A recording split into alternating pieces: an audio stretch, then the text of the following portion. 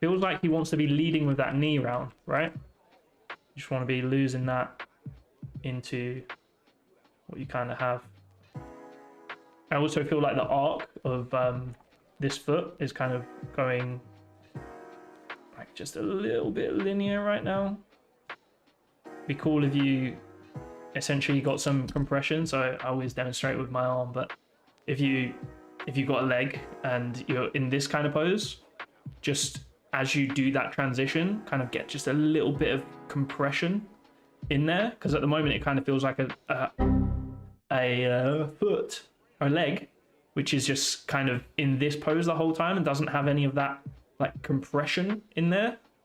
So it feels cool through here. Actually feels like he kind of needs to keep it a bit stable, but then through here it just feels like it could compress a little more, which would then kind of help that swing around as well.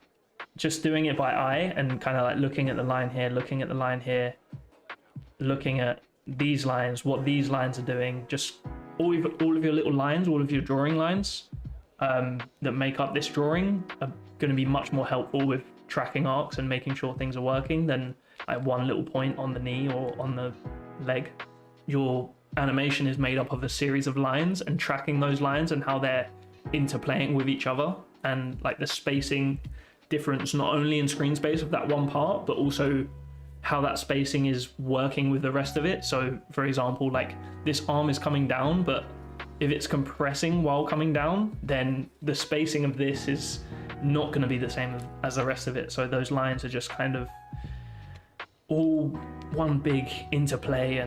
I think what is really cool about doing something like that as well is you have this rotation and he's kind of doing the spacing of that rotation, and it's almost like a man moving, being rotated by the world control. I know there's movement within there and shape change, but just getting these small shape changes within that whole motion is just gonna kind of make it feel like something is rotating, but there's something happening within that rotation, and it just adds so much more to like what was a simple rotation. Just if I just go like that with my hands, just watching that, but while I'm going like that, it's just like another layer, and it gives you like a different spacing within your spacing, which is very interesting and just looks great in animation.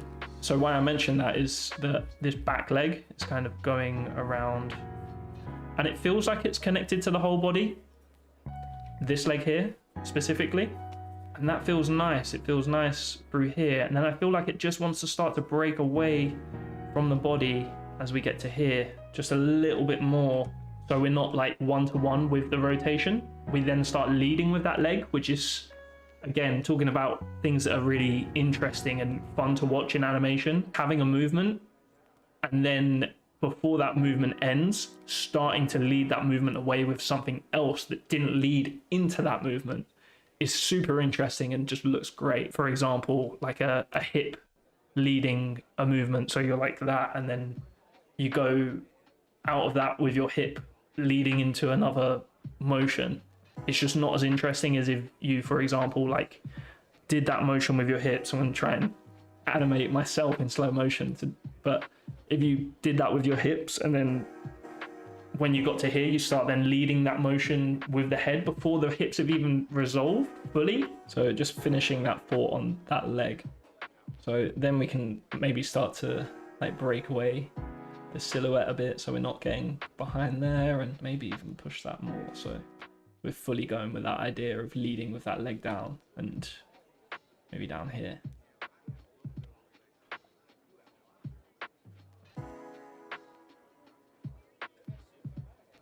Now I've exaggerated that massively. Probably doing this is too much, and where we kind of lost it a bit.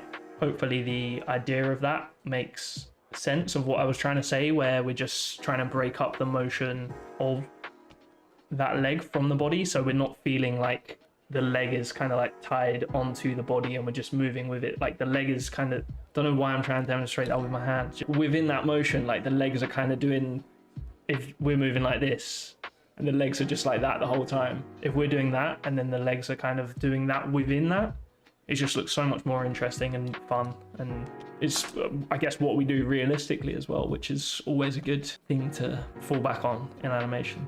If it's something we do in real life and it looks good, then